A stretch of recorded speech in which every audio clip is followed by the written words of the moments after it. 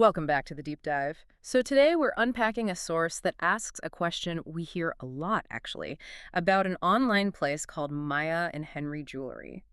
Is it legit or is it, a scam? Because the first look is, well, it's really appealing. Gorgeous pieces, prices that seem insanely low, sometimes like 80% off.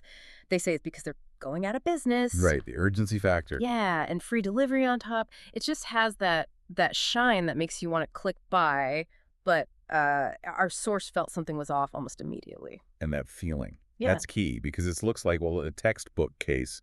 We're seeing patterns here common in online fraud. So our mission today is really to dig past that shiny surface and lay out the red flags. Okay. The specific things that show why this operation, well, it just can't be real. It's about how scammers set these things up. All right, let's get into it. The source found, maybe surprisingly, the biggest issue wasn't even the price at first. It was the timeline. They claim pretty boldly 33 years in business. Which sounds stable, right? Gives you confidence, Yes. but it's just not true. It's a fabrication. The source found the proof, like the smoking gun, that website domain, registered only about a month ago. Wow. Okay. 1 month versus 33 years. That's stark. It really is. Think about it. You can't have a 33-year history on a website that's basically brand new. That digital birth certificate, the domain registration, it doesn't lie. Exactly. It's technically impossible. So that whole history is just made up to look legit. And that's a huge, huge red flag right there. So if the history is fake, what about the prices? That huge 80% discount. Well, that tells us it's probably not about clearing stock. It's more of a psychological trick. Yeah. Combine that massive discount with the fake going out of business pressure. Creates urgency. Precisely. It pushes people to buy fast, get that cash flow going before the site potentially gets flagged or taken down. It's all about speed and that tempting discount. And it seems like they've removed any way to be held accountable, too. Like if something goes wrong. There's basically nowhere to turn. Yeah. If you want to contact Maya and Henry, good luck. It's email only. No phone number. Nope. No phone, no physical address listed anywhere. Just an email form. Yeah. So zero real customer service infrastructure.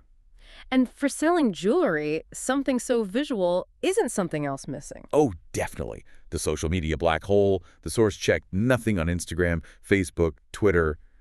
Zip. Which is weird, right? For an online store today, especially jewelry. Highly unusual. It suggests they're not interested in building a brand or, frankly, sticking around long term. No community, no investment and presence. And does actual customer feedback back this up? Sadly, yes. The source looked at Trustpilot. The reviews weren't good.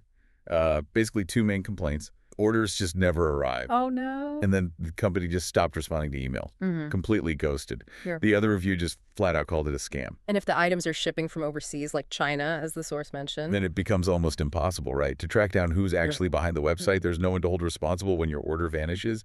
The whole thing seems designed for, well, maximum profit with zero accountability. It just screams scam. So, putting it all together for you, the listener, when you see a site like this, you need to spot the combination. It's this sort of fake history, plus the crazy prices and urgency, plus basically no way to contact them. Exactly. That's the danger formula.